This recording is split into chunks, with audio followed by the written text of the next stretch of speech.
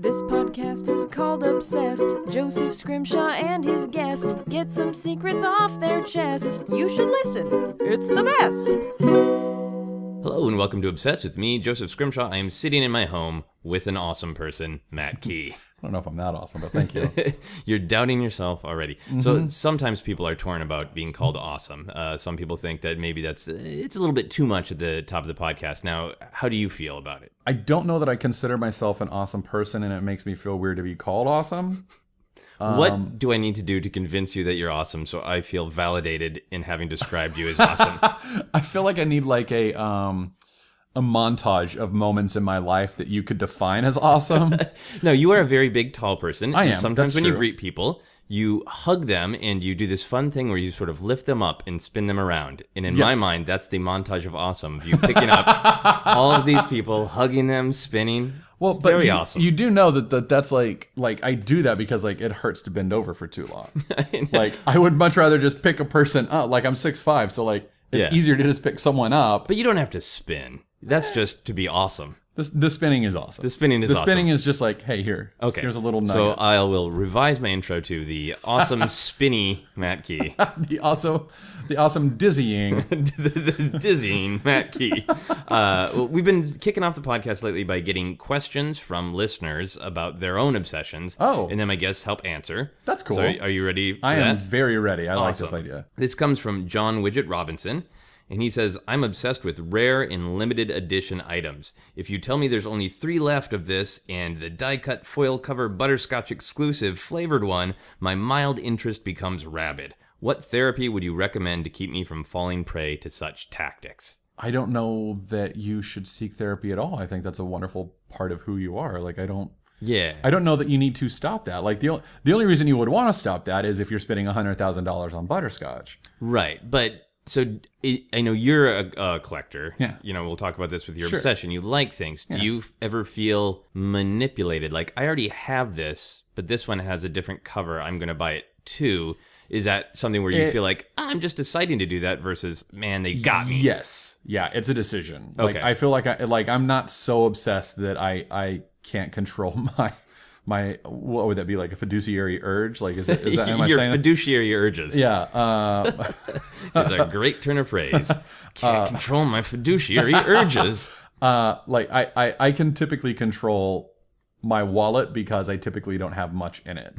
All right, so it is controlled by choice. If I were to have an endless supply of money, I would not have to control my urges, and then I don't think it would be bad. It'd be like, well, it's not a bad thing for me to go get this $100,000 butterscotch like Superman because I can afford it. Okay, yeah. So whatever. The only thing I could come up with to help John, because I suspect that I could be wrong, but I suspect that this is a matter of like, well, I'm not putting myself in the poorhouse, but I am feeling manipulated. I don't like that I'm so easily manipulated by Disney. I'm like, this one has a dent. It's exclusive. It's exclusive. Another $100 for the dented one. We used the wrong color on this one. Exactly. So here, John, here's what I think you should do. I think you should get a marker, and I think you should go through your home and everything you've already purchased, write limited edition on it, so you feel like you have a unique one that you have scrawled upon, and then you don't need a new limited edition one. They're all like, limited edition. Or if it's breakable, break it, and then put it back together. And then, then you have like the glue marks on it and everything else, and then that one's special. That is therapy, really, right? Breaking down the problems and then reassembling them. Well, I hope that helped just a little bit, John, and you aren't too much of a victim to your fiduciary urges. Let's get into you, Matt Key. Okay. Let's tell people a little bit about who you are and what you do. My name is Matt Key. I live in Los Angeles, California, where I attempt to make money by writing and being funny. Typically funny for other people. There are probably commercials that you've watched and laughed at that I may have had a hand in. Oh, cool. But never as like a copywriter. It's always just as kind of like a, hey, we think this commercial's funny, but you could make it funnier. Can you give us a couple more jokes? Like it's that kind of stuff. Okay. I got to write the Eisners this year for John Barrowman, which was cool. Oh, his speech? His ghostwriter for like all the awards stuff that he did for the Eisners. He was the He was the head presenter. Yeah, he was the great, host. great. Yeah. That's awesome. So that was fun to get to work with him. And like if you saw the pictures of him as like Squirrel Girl or Zap Brannigan or Harley Quinn, those were all my suggestions, and because he loves doing cosplay, so I was like, well, you should do cosplay during the show. Here are some suggestions. So you dressed John Barrowman? No, but physically, I did watch him get dressed. Okay. And I did prescribe the costumes, and he chose. I gave him 3 costume choices for every single time he was on stage, and then he chose. The only one that he didn't really have a choice on was Squirrel Girl. Like, that one was like, look, I'm giving you 3 choices, but you're choosing Squirrel Girl. Like, now he didn't fight you on Squirrel Girl. Oh no, did he? absolutely not. Okay. It became his favorite costume, and like he was like, I'm gonna like they're his, like they were made for him, so he gets that's part of his payment.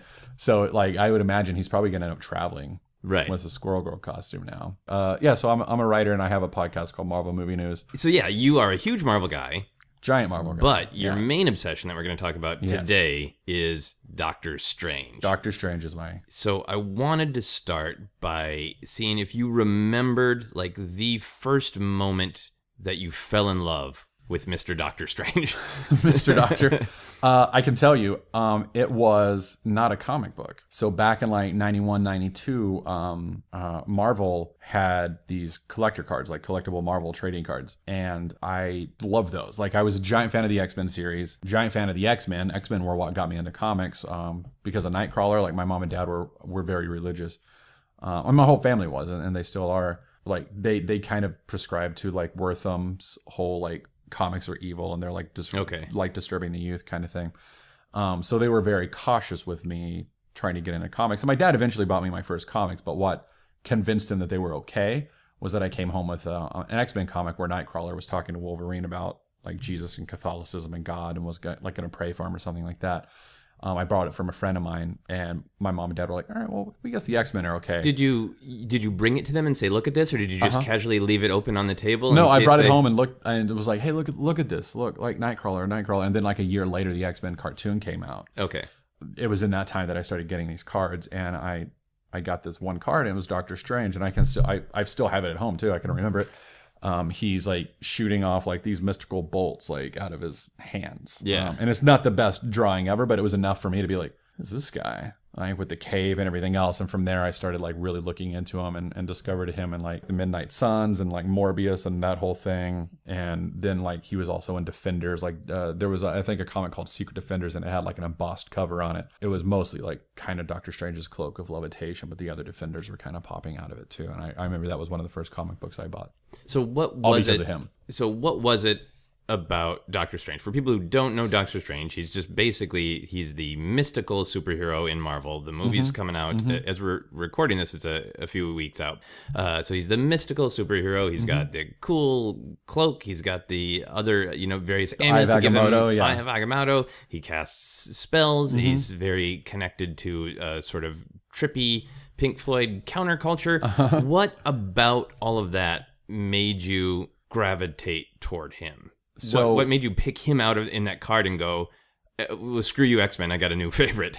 Well, he wasn't a new favorite then. He became a new favorite once I started reading him. The card, just like his design, intrigued me. I was like, well, what is like the red cape, the blue, like the mystical bolts? And like I've always been a giant fan of just like magic in general. Okay. I had to kind of step carefully around my family a little bit when I was younger because, of his they're religious, like occult and satanic kind of like ties and everything like that. But like even as a kid, I was like, I know that that's not what's going on, but my mom and dad believe that, and that's okay. Like that's what they believe. They don't believe that now, thankfully. But at the time, they were just being mom and dad and trying to keep their kids safe, So eventually, what really grabbed hold of me was I can only talk about him through like example, like by comparison. So Peter Parker as Spider-Man, his main power comes from a radioactive spider bite. Right. And then comes from an industrial accident, like most superheroes. Yes.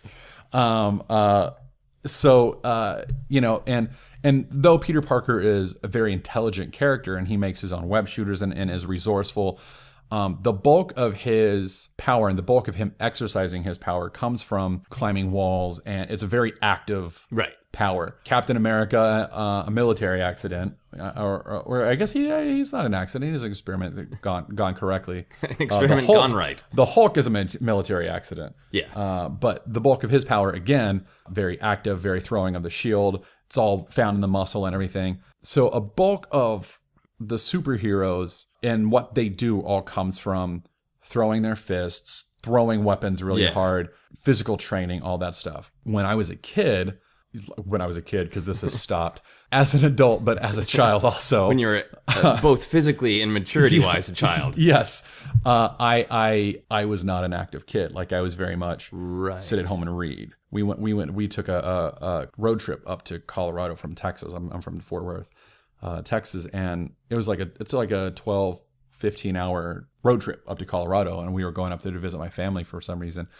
And I brought my encyclopedia set. My brother brought toys. I brought my encyclopedia set. And when I would get tired of reading, I would play with the toys my brother brought. But for a good portion of the car ride, I just read my encyclopedias. Really? Like, that's what I did. Did you pick out specific things that you wanted to know about? Or were you just like, I'm on the D's? No, I was very interested in physics, astrophysics, cryogenics. You were trying to become a superhero, weren't you? I was. I wanted to be my goal when I was a kid, like when between the ages of probably like 10 to 14, was to figure out how to go the speed of light. So like, I read so much stuff about physics, astrophysics, cosmology. Like when I was a kid, like I understood that light from stars took however many light years to get to us, so that like we were kind of looking into the past. And like, I'm like 10 and like, oh yeah, the speed of light is 196,000 miles per second. Like I was like a very precocious, very like So you terrible child. Like, gravitated then not toward Captain America can hit people with his shield, but Doctor Strange is a studious, intelligent man who must know things. Yes. His power comes from his knowledge. Like, as much as he can do is only as much as he's able to know or retain or memorize. So like, in order to know how to cast like, bolts of Balthok or flames of the Faltine, how to summon like, the demons of Danak or whatever. He's got to know the history of that spell, where that spell comes from. He's got to know the effects that spell's going to have on him versus the effect it's going to have on anyone else.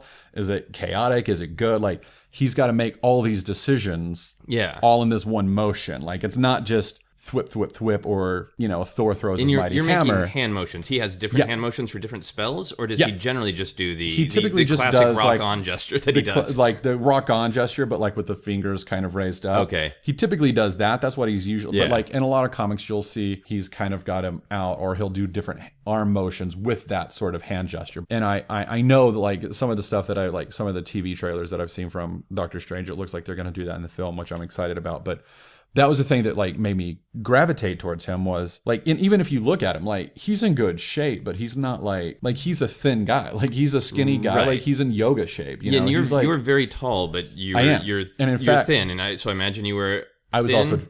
I was a thin, tall kid. Yeah. So like, that was another, like, I saw so much of myself in Doctor Strange. And like, I like in high school, I got into drama club and everything else. And I eventually became a little bit more extroverted, but when I was getting into comics, I was very introverted, and Doctor Strange is very much a lone character. Yeah. Like, he has people that he works with, but he's a weird, kooky guy. Like, no one knows how to handle him. Right, because like a lot of his adventures will be that he's sitting in his home alone and then just goes to another dimension, which is kind of like what geeks do all the time. Yeah, exactly. So I just go to a trippy dimension by myself in my room. Yeah, like Doctor Strange. I'm going to read a book. I'm in another world. So like I just really gravitated towards that level of like power coming from like the pure font of knowledge. It had nothing to do with muscles. Very rarely had anything to do with muscles. Right. Or running or anything like that. Like, he doesn't run fast. He astrally projects. And the reason he knows how to astrally project is, that he's learned how to do it from reading books and talking to people and working with mentors and teachers. Like, he's a student, he's a good student. Teacher. Yeah, which makes me a hero. I remember the other thing, as a being raised as a strong Christian boy, I was fascinated by the occult and by like religious iconography, by like thoughts of like other dimensions where like angels and demons exist and stuff like that. Like, mythology of Christianity like fed my imagination in a lot of ways that Doctor Strange sort of like had. That's really cool. In terms of the little bit of a conflict between your parents maybe being concerned about magic and that sort of old D&D witches way that used to happen, was liking Doctor Strange and memorizing his spells for you, did you feel like that was a little bit of a walk on the wild side, that you were doing something that was a little bit like what your parents wouldn't... You knew there was nothing wrong with it, but maybe you were breaking the rules a little bit. I knew that I was breaking the rules, but it was never like... I never felt like I was rebelling. I mean, my mom and dad didn't like Simpsons, and I would sneak watch it on Sunday nights in my room because I had a like tiny little black and white TV. Yeah. So I would watch it, and I'd be like, all right, I'm going to go to my room and just read books. And then I would turn Simpsons on and watch it really low and be like, oh, this is the funniest show. I love this show. Like, I would sit there close to like the dial so I could turn it real fast if my mom and dad opened the door, you know, be like, no, I'm watching The Flash. What are you talking about? No, you know, but like that I felt like was more rebellious than me like sneaking off and reading like a Doctor Strange Did comic you have to and place like Doctor Strange within another comic book, like inside Spider-Man, in case they walked in, it would look like you were reading Spider-Man and not the Dirty Magic Man? No, the other thing is like I never bought a Doctor Strange comic out and out. Okay. I bought him when he was on a team, so like Secret Defenders, you know, stuff like that. Like that was most of my purchasing. Now, like I would go to bookstores and sneak off and read those comics, and I would go to the comic book shop with my friends and read those comics in the comic book shop. But I wouldn't bring those home because I knew what would happen. Like my mom and dad would be like, you know, we love you. We understand that you like this stuff, but it's dangerous, and we would prefer for you know, I wouldn't get in trouble. They wouldn't ground me for it. Okay.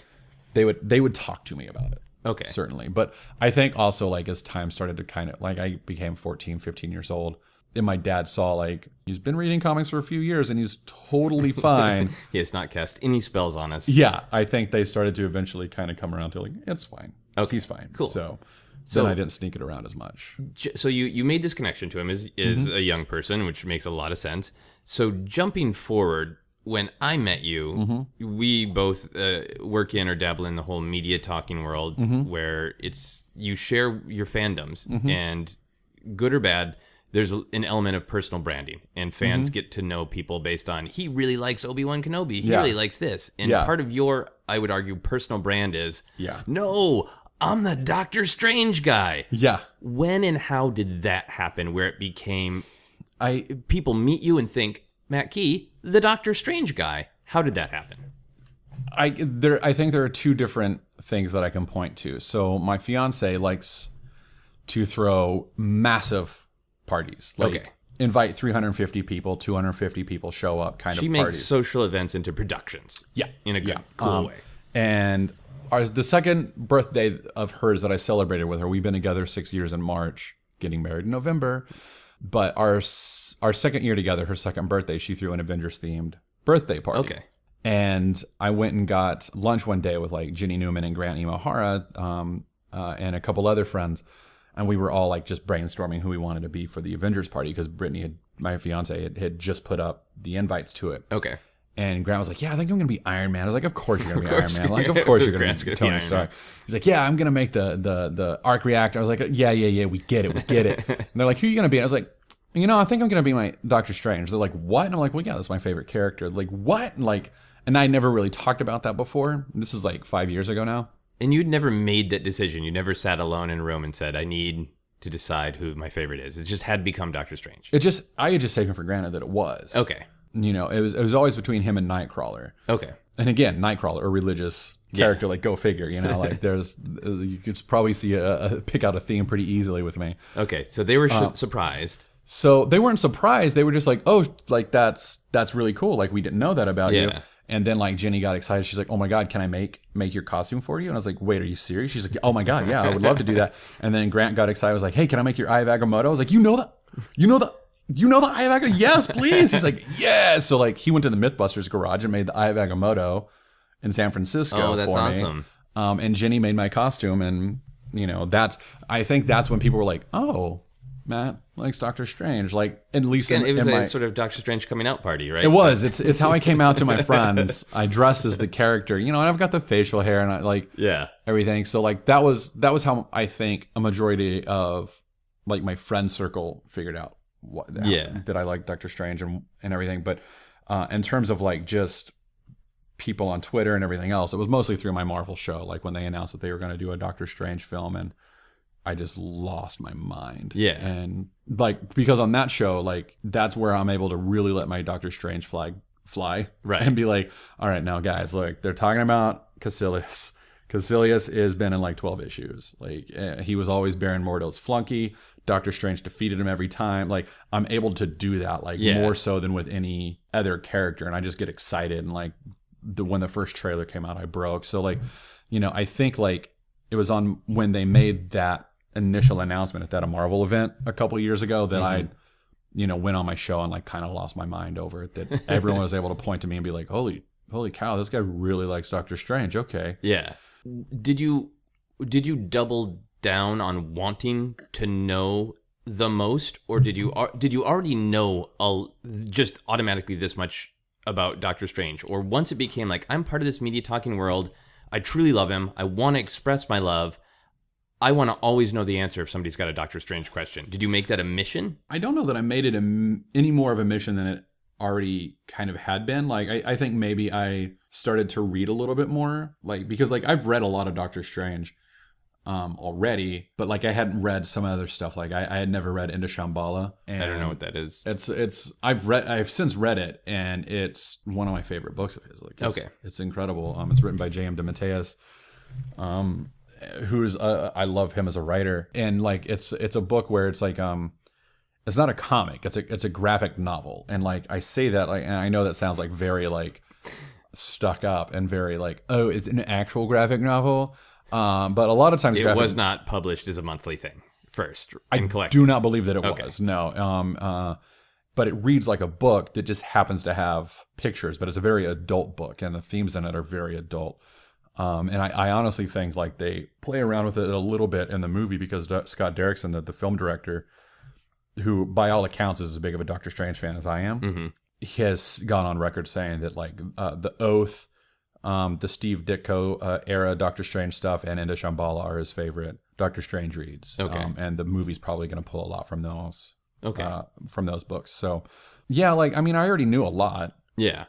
I think maybe I memorized a couple extra spells just to make sure that I had them.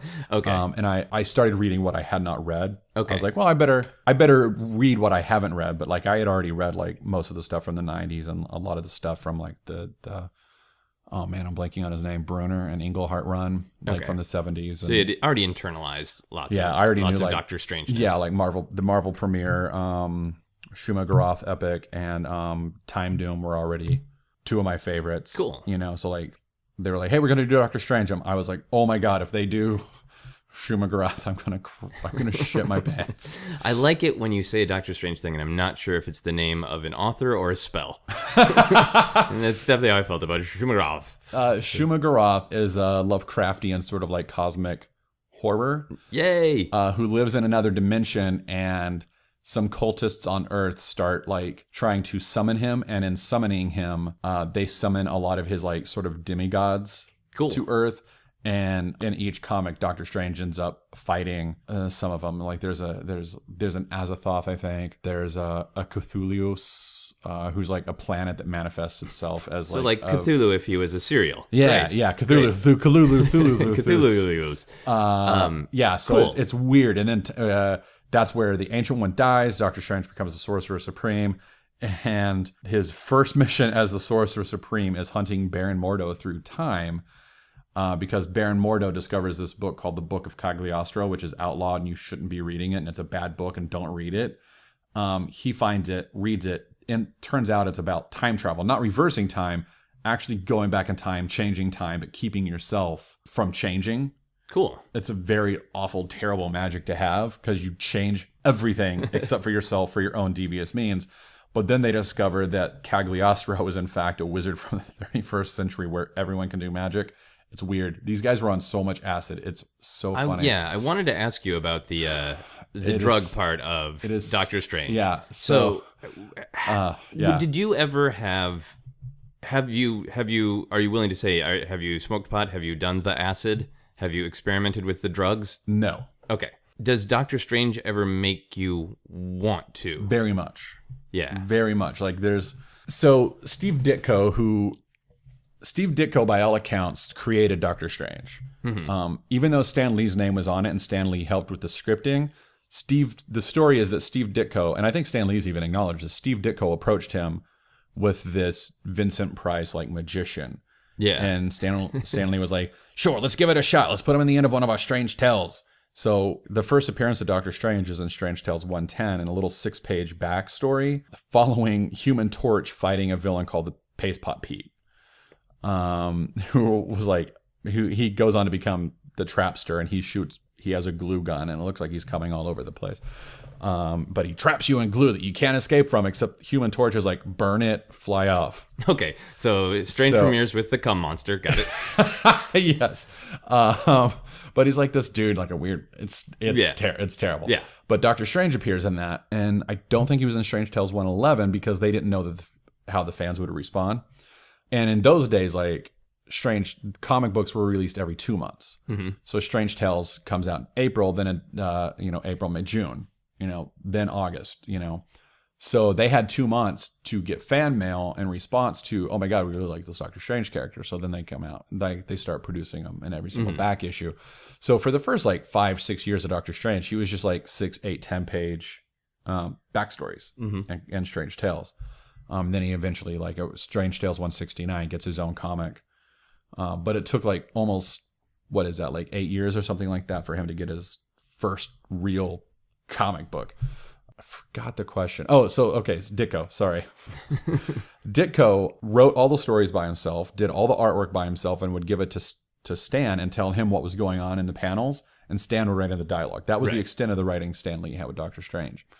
For the most part. Like, I mean, he had approved stories here and there, but like, he was the editor. But Steve Ditko didn't even drink. So like, all the weird, trippy artwork that he did, all the weird, trippy artwork that has inspired the film by the account of the filmmakers, it hasn't come out yet, so we'll wait and see. But like, by all accounts, like, all of that artwork that's so trippy, he wasn't on anything. He was sober. But then the next team to really take him over and take him in a new direction was Englehart and Brunner.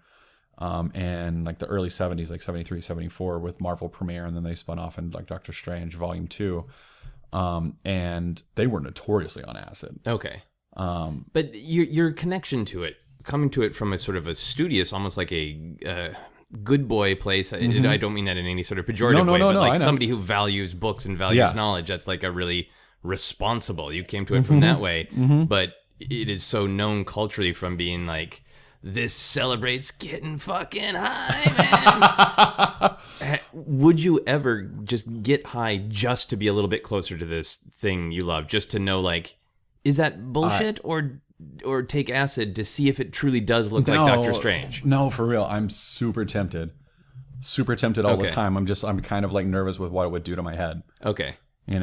So I want to ask you about, because the spells are so much a part of it. Yeah. I want to have some fun making your spell. If you could have a spell, I want to build a Doctor Strange Matt Keith spell. I want to know what it was called, what kind of amulet you would use, what it does, all that. Oh man, I don't know. Like, I mean, like, do you have an example for yourself, like what your spell would be? Like, yeah, like in terms of like what magic I would want to do. Yeah, I always like what I think of as the come here, go away, where you can pull things to you or push them away. So like telekinesis. More or less. Yeah, people say telekinesis, but that means like floating and in lifting. I mean, if I don't want something, I can make it go away, and if I want it, I can make it come here. It's the come here, the go away. It's so like it's the force push, force pull. It's not that you're pulling Star Wars calendar over here, is that it just appears by your side. Oh yeah, I could do that, but I like zipping things through the air. That's pretty great. So for me, I would want some gesture, and I would probably call it Camiris go awayus or something like that, whatever. I think the biggest thing that I kind of struggle with in my daily life is sort of like maybe like dealing with like regrets, like past like stuff that I wish that I could go back and don't do that. So I think I would want like a time spell. Okay. I think I'd want to be able to go back in time and tell my past self in some way, like even if it's just astrally projecting to my form, like past self, like. So you'd like to pop in at like parties and just say, "Don't say that weird joke about the bathroom right now." Yeah. Don't go out with her. Run. You think she's pretty now? She's a monster.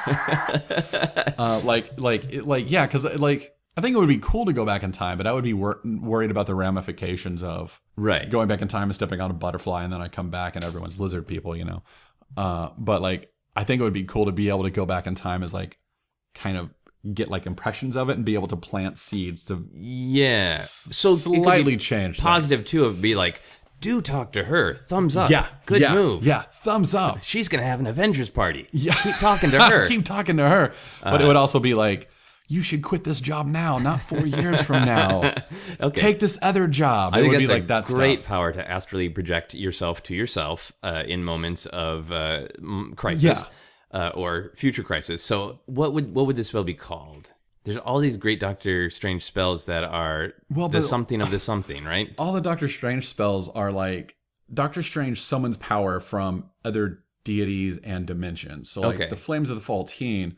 The Faultine are a sort of like, if I remember correctly, they're a dimensional, almost like angelic race, or like maybe demonic. I can't remember their alignment, but they live like, it is a race of dimensional beings called the Faultine that live in a dimension called the Faultine. Okay. And Faultine has like incredibly hot like temperatures. Like it's a very hot place. It's not like, it's not hell, but it's very hot. So they're all descriptive of like a place and a deity that would, so you would need a place and deities that are all about correcting moments of crossroads. Like like going, so it would be like by the crux of the crossroads or something like that. Yeah.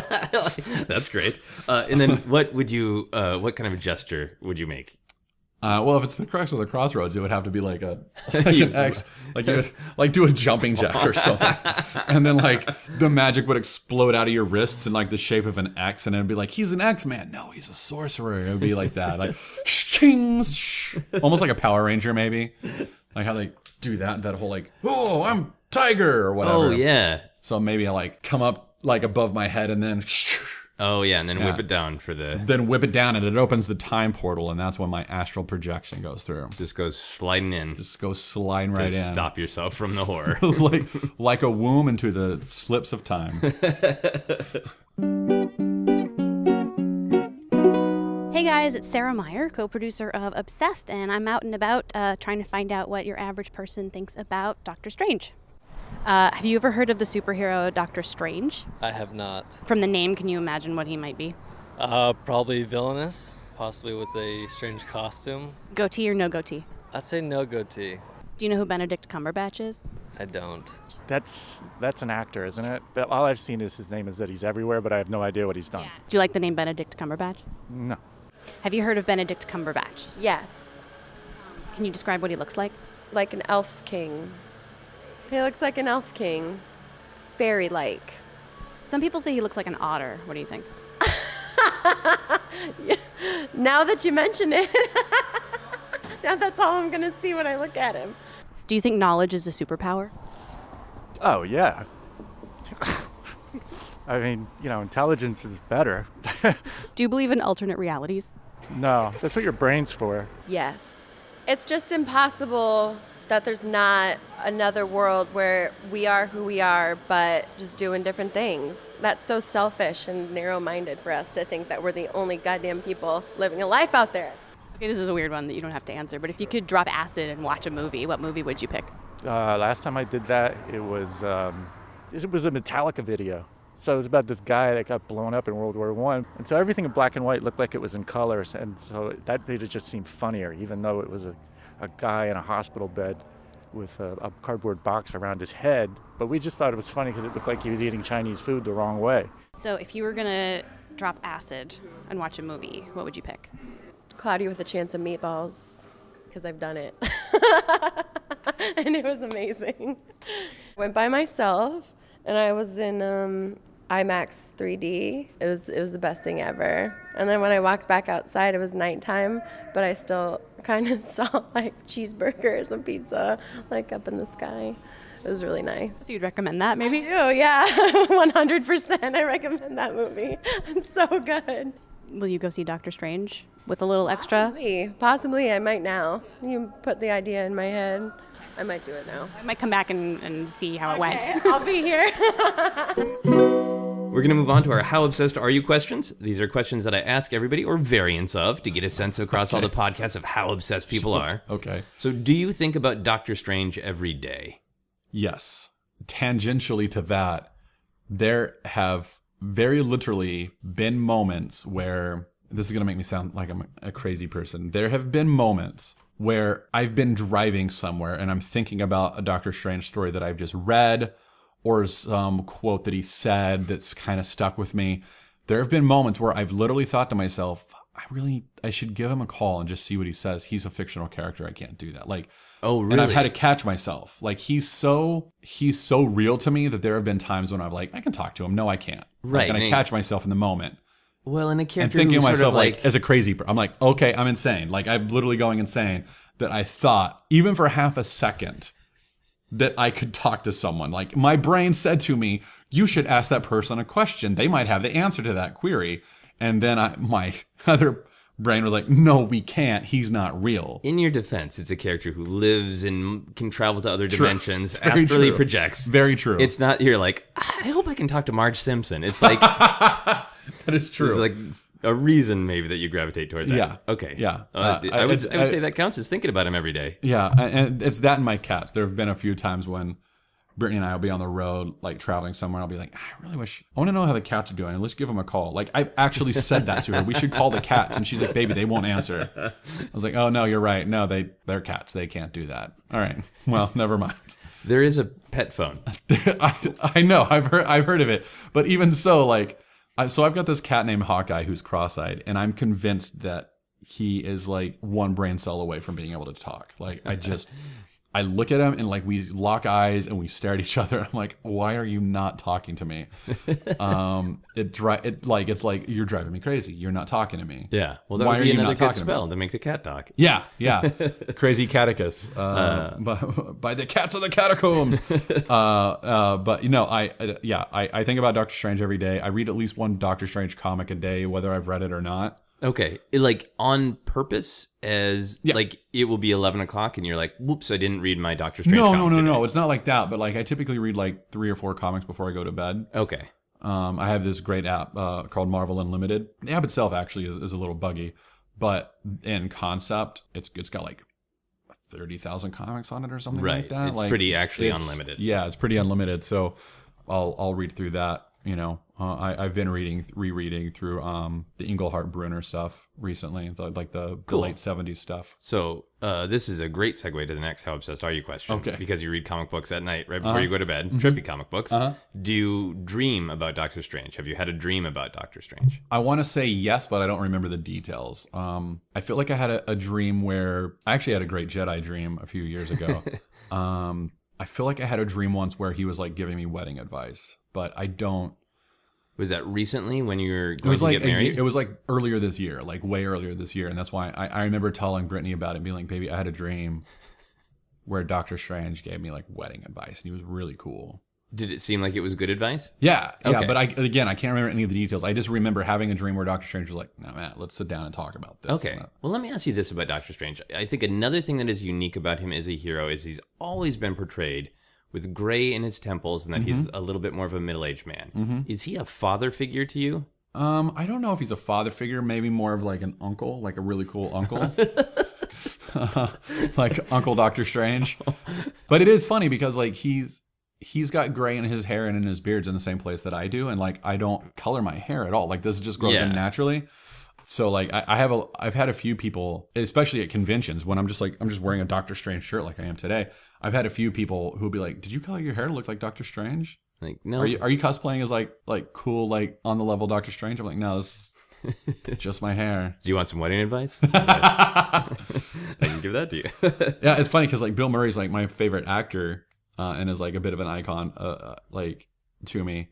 And he gave wedding advice a couple years ago to like a guy who was recently engaged. So it was kind of funny that I had my favorite pop culture figure mixed with my favorite comic book hero, like kind of doing the same thing. Yeah. Now, if they could both show up together in your dreams, that'd be a great dream. I would wake up and just kill myself. I've done it. I've reached my pinnacle. You astrally projected. I did. Awesome. When someone walks into your home, are they able to immediately tell that you're obsessed with Doctor Strange? Yeah. Just by physically looking around? Okay. Yep. So how much stuff is there? Is there like a cardboard standee? No, there's not a cardboard standing.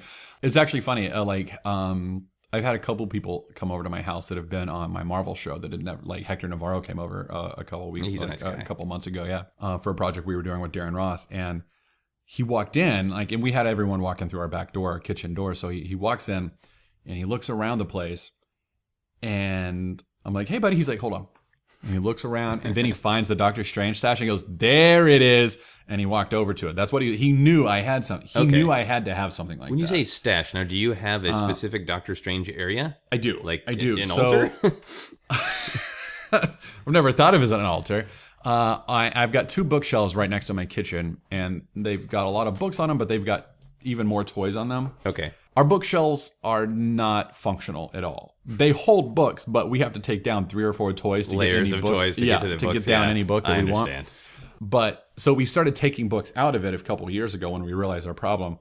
We're like, well, we're never going to read this entire row of books, so like, let's split the books between the 2 bookshelves. Nice. And put toys on the other halves. So I have one half of a bookshelf that is filled with like Doctor Strange toys, Doctor Strange knickknacks, and a couple of like Thanos, Rocket Raccoon stuff. Because Brittany's 2 characters with Thanos and Rocket Raccoon. So those guys are mixed in, but it's like I've got like 2 Doctor Strange pop vinyls on that area. I've got like 3 Doctor Strange figures. Like I've got like a little bitty statue. Okay. For Christmas last year, Brittany got me an Eye of Agamotto. We have like a little like a little light up trinket cabinet. And she has her Final Fantasy. Like she has some really cool Final Fantasy knives that she won with super fan builds. And on that same shelf, I've got my Eye of Agamotto. So if somebody was not a geek, they would walk into your home and they would see a cabinet that has a strange sigil and knives. Yeah. That's really cool. Yeah, I like it's pretty cool. And then I've also got like an animation cell that my best friends, Matt Mercer and Marisha Ray, got for me that is from the Spider-Man cartoon from the early 90s, and it's a Doctor Strange animation cell. And then Brittany has bought me a couple little like Doctor Strange artwork. Like, is there any Doctor Strange memorabilia that you wouldn't buy? Would you buy like Doctor Strange underwear? Oh, if it's got Strange, like I've got Doctor Strange socks that my old co-host Meredith Placco gave me. Okay. I've got like I think 4 or 5 Doctor Strange shirts. Like if you needed a condom for whatever reason, you would buy it. Yep. You'd pick out the Doctor Strange one. Yep. If it existed. Yep. Yep. When it exists. Just when it wait. exists. Oh, come on, license it, Trojan. Yeah, like I would pretty like if Brittany would let me have it in the house, I would buy it. Okay. You know, and it's not like she's not like this domineering like. Why? If it's more of a you're in a partnership and you we're in make a partnership agreements about what's in your home, and she maybe doesn't want a whole bookcase covered in Doctor Strange condoms. She maybe doesn't want a couch that is shaped like Doctor Strange. Like, welcome to my lap. Like, time to watch Netflix. Let's sit on Doctor Strange face. Yeah. He's a fun uncle. If you heard someone say something blatantly incorrect about Doctor Strange just in public, would you stop and correct them? Yes, I have. I think I have. I'm sure I have, and actually. The movie's coming out. You're going to be walking down the street and you're going to hear not only opinions, but you'll maybe hear people say incorrect things in the theater, in the lobby. Are you going to be able to stop yourself from stopping them? I think I will. I think I recognize that, like, this is going to sound so dumb. This is my time to shine. Like, this is my moment. Like, if we get on Troy's bucket, it's all over. Right. It's like your team is winning the Super Bowl, right? Yeah. Like, but I also recognize that Cumberbatch is one of the biggest actors in the world. Like, hyper recognizable. Millions of people love him, and for good reason. He seems like an exceptionally good guy. Yeah. Very talented one, certainly. So, and they have an incredible cast. So I definitely think that he is going to enter the pop culture mainstream in the same way that Iron Man did, in the same way. I don't think that he's such a weird character. I don't know that he's going to have the same sort of pop or the same sort of like staying power as like Iron Man or Captain America. Yeah. But I do think that he's going to be sort of stuck in the spotlight a bit more. And you feel like you were coming there with him. In a way, but I also, there's a part of me that realizes that I kind of have to let him go. Like he's been this like hyper like obscure character since he was created. Right. Even like diehard Marvel fans barely know anything about him typically. Like I have a lot of friends who are giant Marvel fans. Like my co-host Coy on my Marvel show, he's read every Spider-Man comic that's ever existed. Right. Barely knows anything about Doctor Strange. And it's not because he's a bad comic book fan. It's not because he's, doesn't read everything. It's because Doctor Strange has never grabbed his attention like he did for me, like, and part of his obscurity is like part of what I like about it. Yeah. for him. You know, like I like kind of having that obscure character. And that's what I think I mean when I say I've got to just let him go. Because it's like he is no longer obscure. He is now like a $200 million budget Hollywood movie, like for major worldwide release. Right. So he's the world's now, but you can still go back just like when you're a kid to your own sanctum sanctorium and be like Sanctum Sanctorum, not sanctum Thorium. sanctorum. See, I corrected you. That's great. I can still do that, but after the movie, like stuff like that, I'll probably still correct it. Actually, it's Sanctum Sanctorum, like stuff like that, like. But you're not going to do you're not going to do it out of a need to show the world that you're Doctor Strange guy. Yeah, I think it'll just be like, well, now you just need to know how to say it. Yeah, like that was a super basic fact about Doctor Strange. Yeah, that's a basic fact. Yeah. And that's a fine correction. But that's different than like you walk by me in a movie theater and I'm like, well, I really like that his cape is crimson. You're like, technically, it's not crimson, you know. Well, you said cape, and my immediate was like, well, it's a cloak. It's a cloak. We're just going to end this podcast with me saying like 8 minorly wrong things about Doctor Strange. And having me correct you? Yeah, to see if you can take it, a torture test. See if you know. Flames are the fall guy. It's the fall team. It's not a stunt show from the 80s. By the horror host of Hagar, right? Is that... No, it's not Hagar Pants, and it's not a whore. It's Hori. Hori. Scrimshaw. I'm sorry. Very Scrimshaw. offensive. It's Hogarth. All right. Here's my next how obsessed are you question. It's a weird one. Okay. Would you dress up as Doctor Strange, because we all know you have a Doctor Strange costume, to go to a medical appointment? Probably not. No. I did get to dress up as him for Halloween at the Magic Castle a couple years ago, which was really awesome. See, sometimes I just ask people if they would dress up as a thing they like. I already knew that you dressed up as Doctor Strange and did things like go out in public, so I was trying to put a spin on it. If it was just time for your checkup. I would not go as Doctor Strange because I would be afraid that they would send me like a psychiatric What if like your clothes were dirty? But you needed to make this appointment, and you say, I got my Doctor Strange costume. What season is it? It's fall. I might. Okay. If I have no other clothes. Pass it as maybe he's just really into Halloween. No, because that costume is hot as balls. If it's summer, I'm going naked, like because it's like wearing a blanket in the sun. Like it is a hot costume. Fair enough. Fall or winter, I'll consider it. Spring or summer, absolutely not. Fair enough. All right, so here's the next how obsessed are you question, and this is one I've been working on for a while. I think it's getting close to perfect. Good. So, I can't wait for this perfect question. Movie's coming out. Yeah. You got to see this movie. Yeah. You get to the theater. Yeah. There's a bear blocking the door. Would you try to get past the bear to see the Doctor Strange movie? How big is the bear?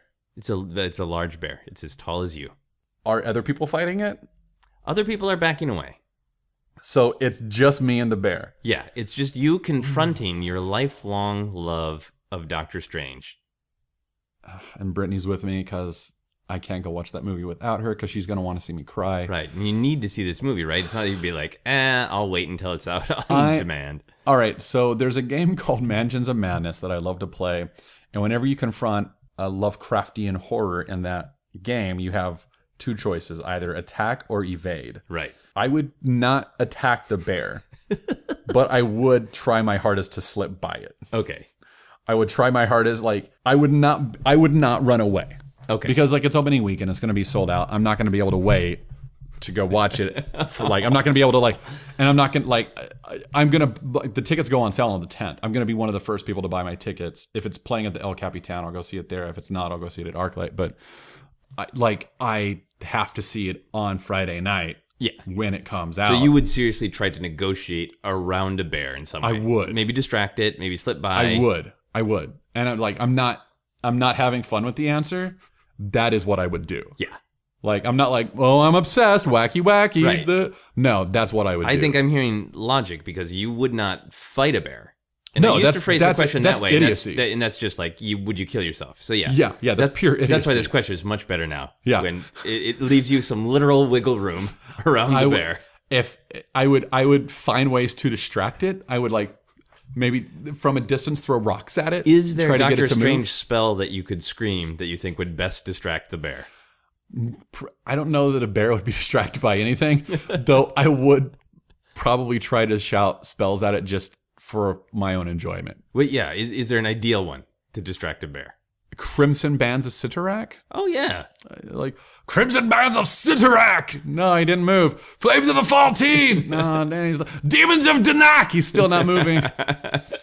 Yeah, so I think the first one sounded like maybe you were saying salmon, and if it was a hyper-intelligent bear, maybe the bear would be excited. Yeah, well, if he's hyper-intelligent, he's not going to be as easily distracted. This bear... I'm on to you, Matt Key. Damn it, bear. Maybe he got the last ticket. Maybe that's why. All right. I want your ticket, Matt Key. I'm a big Doctor Strange fan. Oh, bear. And then the bear says something wrong about Doctor Strange. Then I hit it. Then you do. Then you punch the bear. I can't wait to see his Sanctum Sanctorium. You're going down, bear. All right, what is the correct? It's Sanctum Sanctorum. There's no Sanctum E-M. Sanctorum. Sanctum Sanctorum. Got it. Yeah. All right. Final, how obsessed are you question. If you could not read Doctor Strange comics without you or someone you love first being punched in the crotch, would you still read Doctor Strange comics? Is it per issue? No, it's a subscription because this comes up a lot. Okay, so wait, so like I get punched in the crotch once, but I can read how many comics? It's monthly, on the first of the month. So it is per issue. Well, yeah, I guess but you read more than one. But that's issue. true. All right, if it is a monthly cost of one punch to the crotch, yeah, I would take it. Yeah. So, and you would take it. You wouldn't try to give it to someone else that you care about. No, I'm not gonna make Brittany get hit in the crotch. That's awful. Brittany, I need you to get hit in your vagina, so I can read my comics. Like, I'm a terrible person. Just checking, because sometimes this is my obsession. I'm not going to make her pay for my obsession. God knows she's already bought me plenty of gifts. I'm not going to make her take physical damage. Like, okay, cool. So yeah. I like this question because I learn a lot about people because the amount that people try to negotiate or deal with the question or barter with the question, and you're an upstanding, noble guy. You're like, yes. I can do that. I can pay that price. I will pay that monthly cost to read Doctor Strange. I negotiated more with the bear than I did with the punch to the crotch. You did. Can you make a noise to sum up your obsession with Doctor Strange? I ask everybody to make a noise. I think it would probably be like... So there's a little bit of love and a little bit of longing. Yeah. Where does the longing come from? I think the longing comes from... So remember the story that I told you earlier where like there's been one or two times in my life where for like a half a second, a quarter of a second, I was like, I'm going to call Doctor Strange. I'm going to go visit him at his house. Right. The longing comes from he is the one fictional character that I am devastated by the fact that he doesn't exist. Right. That he's like in real life. Like, almost this guy corporeal. Yeah. Like in the same way that I stare at my cat and get upset that he can't talk to me because he's like one brain cell away. I feel like Doctor Strange is constantly, for me, like one page away from being real. Okay. Like forever one page away. So like with every single page, I'm like, just one more page, he's going to be real. Right. I don't care about the crotch punch. I'm going to keep turning those pages. I'm going to navigate that So bear. like I think that there's a bit of a longing to it. Like, I wish he was real. That would be cool.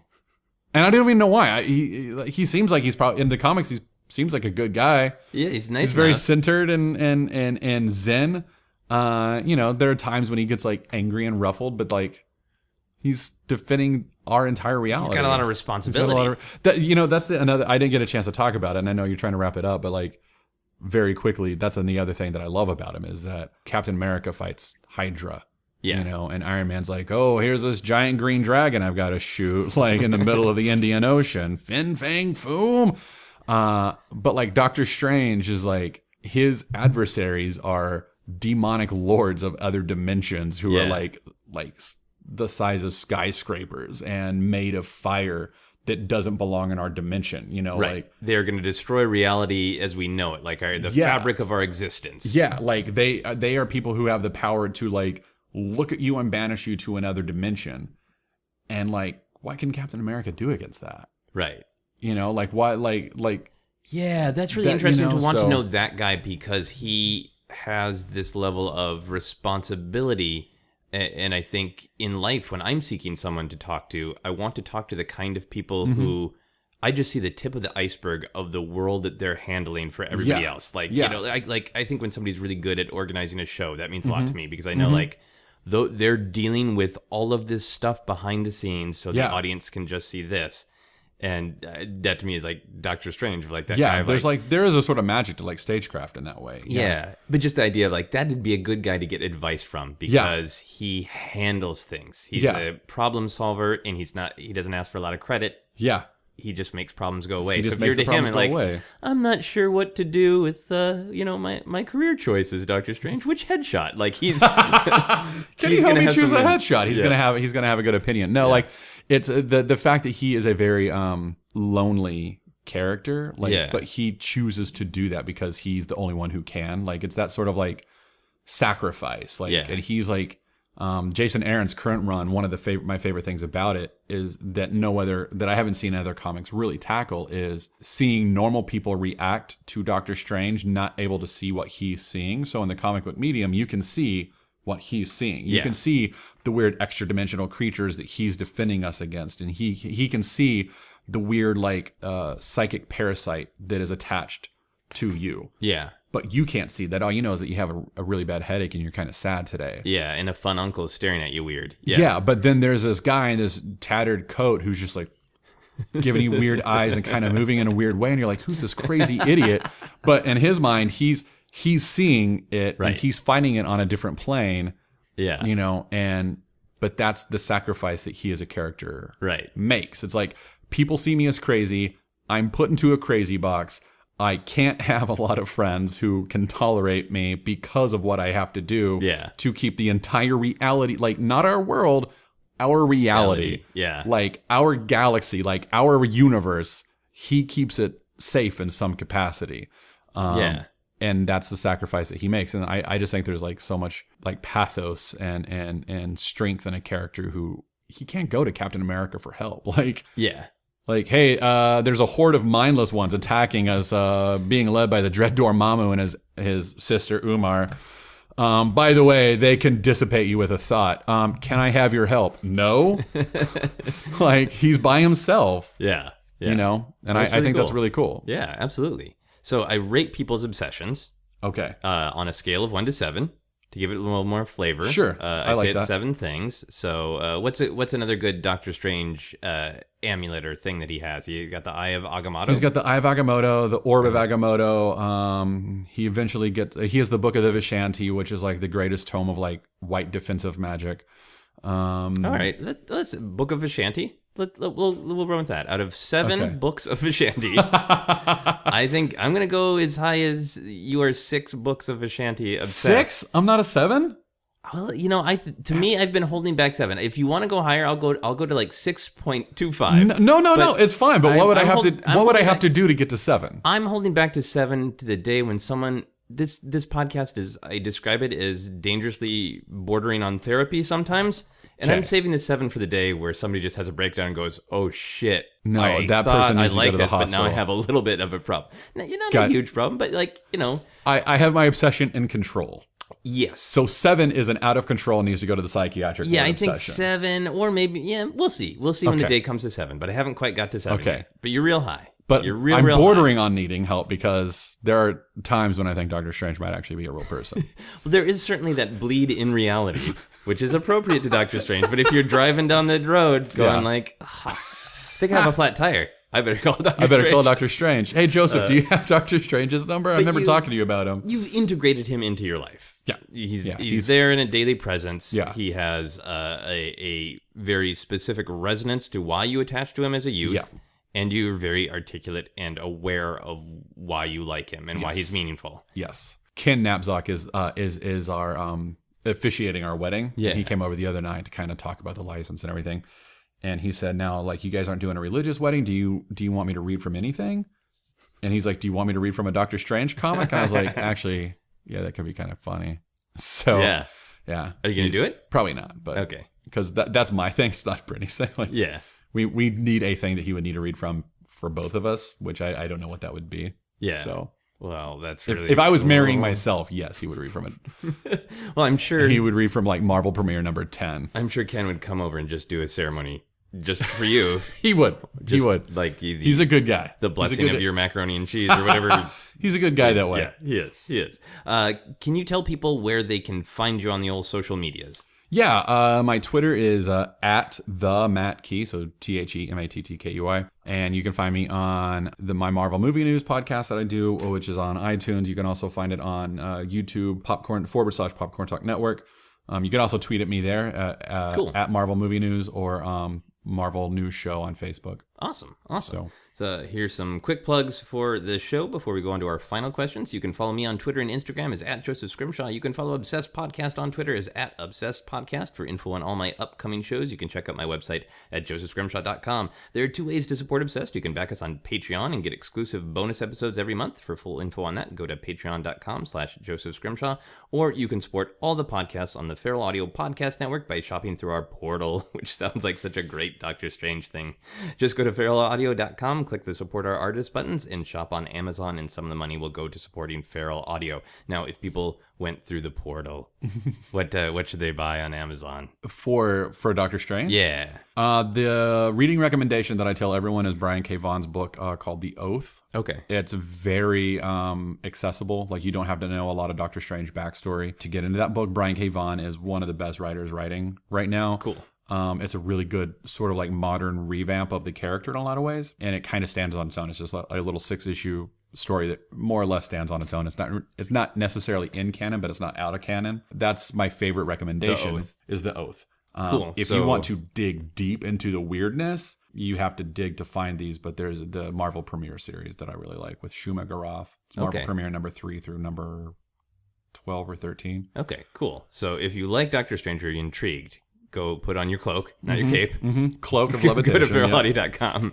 Go through the magic portal by The Oath. We're going to close with our final questions. These are just weird questions. They don't have anything to do with Doctor Strange, but they can if you want. You're a 6.25 obsessed. Yeah, they probably will. If you had to replace your arm with a random object, what object would you like it to be? Oh my God! What have other people said? Like, I switched these up. So gee. But we can talk it through. You don't have to just bolt out with an answer. We can talk it through. Would you want a weapon? Would you want a cleaning tool? I definitely wouldn't want a cleaning tool. I think I would want like something that extends. Like, I think that would be cool. Like a telescoping selfie stick? Yeah, but I don't want to. I hate selfie sticks. Like, I think they're the most narcissistic things out. Like, all right, everyone gather in. I got to take a picture of me. Oh my God. I don't know. Like, oh, you know what? I think I would make like a trebuchet. Oh, okay. I think I would have like a swinging, like sort of like trebuchet so I could launch stuff. I think that's probably what I would do. And not necessarily like heavy stuff. Like, it's not like I want to kill people, but like, it would be cool to be like, that guy's being a dick. I'm going to throw garbage at him. Like, let's go take a hike up into the Hollywood Hills, and I'm just going to throw things into the valley. Yeah. It would be that, or it'd be like a grappling hook. That would actually be pretty cool, too. Oh, grappling hook would be great, yeah, because you can just get around. Like a Batman gun, just like, you know. Oh, yeah. Yeah. That would be awesome. Yeah, you could locomote really well. That's a great answer. This one's a little bit more personal. Sure. If you were a sandwich, what kind of sandwich would you be? I just had a turkey sandwich for lunch, so that's where my head immediately goes. I think I would probably be a sub sandwich. I would be a meatball sandwich. Oh, okay. I would be a meatball sandwich because I feel like I'm warm in the center, but just a little cheesy. And it would have to be a meatball sub because I'm a very tall person. Right. So you're a nice long, hot, cheesy center. Yeah. He's so loving, a little cheesy, but very warm. I think that's a good answer. Yeah. I think you are a meatball sub of a man. Thank you, Scrimshaw. The final question for everyone on the podcast is, what is happiness?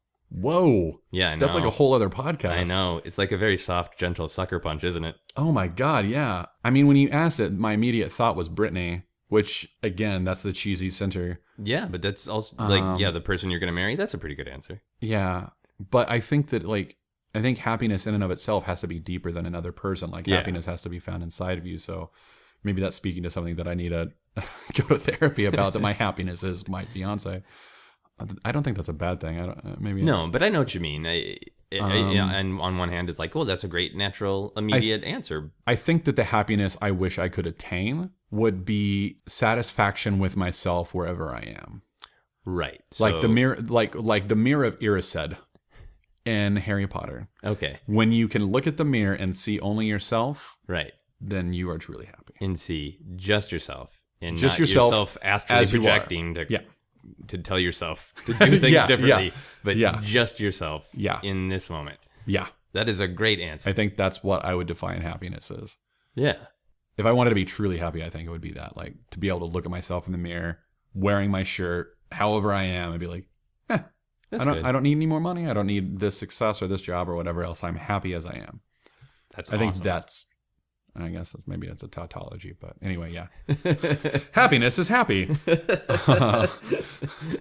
But yeah, like satisfaction with my current set of circumstances, I think, Yeah, that's awesome. would be happiness. Thank you so much for coming and doing the Thanks podcast. for having me, man. I was excited when I got the email. So yeah, thanks. Awesome. That is our podcast.